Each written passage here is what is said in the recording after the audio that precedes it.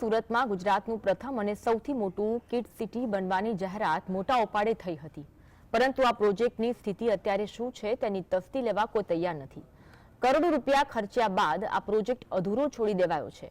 ગ્રાન્ટના અભાવે 6 વર્ષથી આખો પ્લાન ધૂળ ખાઈ રહ્યો છે।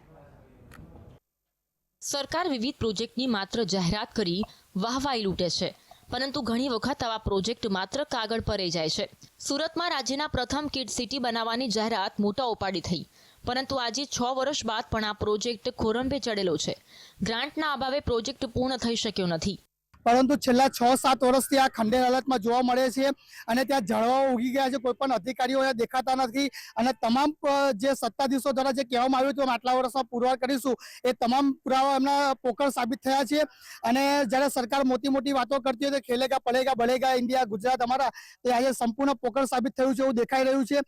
સુરત મહાનગરપાલિકાએ ગાંધી કોલેજ પાછળ રાજ્યનો પ્રથમ અને સૌથી મોટો કિડ્સ સાયન્સ સિટી શરૂ કરવાનો પ્રોજેક્ટ મંજૂર કર્યો હતો। આ પ્રોજેક્ટ હેઠળ 10 વર્ષ સુધીના બાળકો માટેનું સેન્ટર બનાવવાનું આયોજન હતું। કુલ 4240 ચોરસ મીટરમાં આ પ્રોજેક્ટ સાકાર કરવાનો હતો। જે તે સમયે 51 કરોડનો અંદાજ મંજૂર કરાયો હતો, જેમાં એક ભાગમાં બાળકો નાનપણથી ટ્રાફિકના નિયમો વિશે જાણે અને શીખે માટેની પણ વ્યવસ્થા કરવાની હતી। આ ઉપરાંત ગેમિંગ સહિતની અલગ અલગ એક્ટિવિટી કરાવવાનું પણ આયોજન હતું। 6 વર્ષથી માત્ર સ્ટ્રક્ચરનું કામ પૂર્ણ થયું છે, જેના અનુસંધાને રાજ્ય સરકારે ગુજરાતનું સૌથી મોટું કિડ્સ પ્રોજેક્ટ 51 કરોડના ખર્ચે આ પ્રોજેક્ટ અહીંયા બનાવવામાં શરૂઆત કરી હતી। 6 વર્ષ સુધી હજુ પણ આ પ્રોજેક્ટને કેમ શરૂ નથી કરવામાં આવ્યો, ક્યાં કામ અટકેલું છે, કયા અધિકારીઓની એમાં મિલીભગત છે, શા માટે થઈને પ્રોજેક્ટ શરૂ કરવામાં નથી આવી રહ્યો, તે માટે થઈને પાલિકાના અધિકારીઓ અને અનેક એવા લોકોનો ભ્રષ્ટાચાર થયો હોય તેવું અહીં માલુમ પડી રહ્યું છે।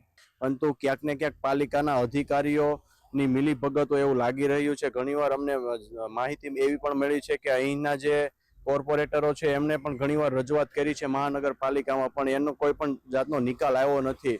એટલે ક્યાંક ને ક્યાંક ગુજરાતમાં તો આપણને ભ્રષ્ટાચાર ને એવું બધું જોવા મળે છે, પણ આમાં પણ દેખીતી રીતે ભ્રષ્ટાચાર જોવા મળી જ રહ્યો છે। કારણ કે છેલ્લા 6 વર્ષથી જો આવી બંધ હાલતમાં હોય, કંઈ પણ જાતનું આગળ ઇમ્પ્રુવમેન્ટ જ ન બતાવતા હોય તો દેખીતી વાત છે કે ભ્રષ્ટાચાર હોય તો જ આગળ કામ ન થયું હોય।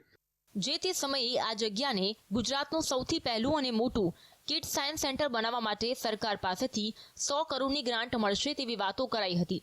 હવે કરોડો ખર્ચાઈ ગયા પછી પ્રોજેક્ટને પૂરો કેવી રીતે કરવો, નાણાં ક્યાંથી આવશે જેવા મુદ્દે અધિકારીઓએ રસ દાખવી પાલિકા કમિશનર સાથે ચર્ચા કરવાને બદલે ફાઇલ દબાવી રાખી છે।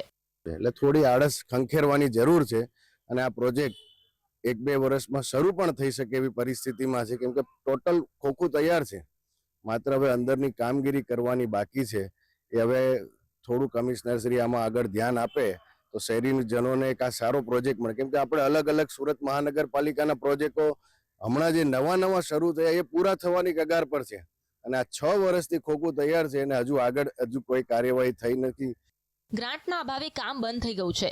કામ ક્યારે શરૂ થશે અને થશે કે નહીં તેનો અધિકારી પાસે કોઈ જવાબ નથી। શાસકોએ માત્ર સપના દેખાડી વાહવાઈ લૂંટી લીધી હતી। સુરતમાં વિકાસની વાતો વચ્ચે સૌથી મોટું બની રહેલો પ્રોજેક્ટ બંધ હાલતમાં જોવા મળી રહ્યો છે। તાત્કાલિક ધોરણે આ પ્રોજેક્ટ શરૂ કરવામાં આવે અને બાળકોને ફાયદો થાય તે માટે વ્યવસ્થા થાય તે જરૂરી છે। સાહિલ જગતાપ, GSTV, સુરત।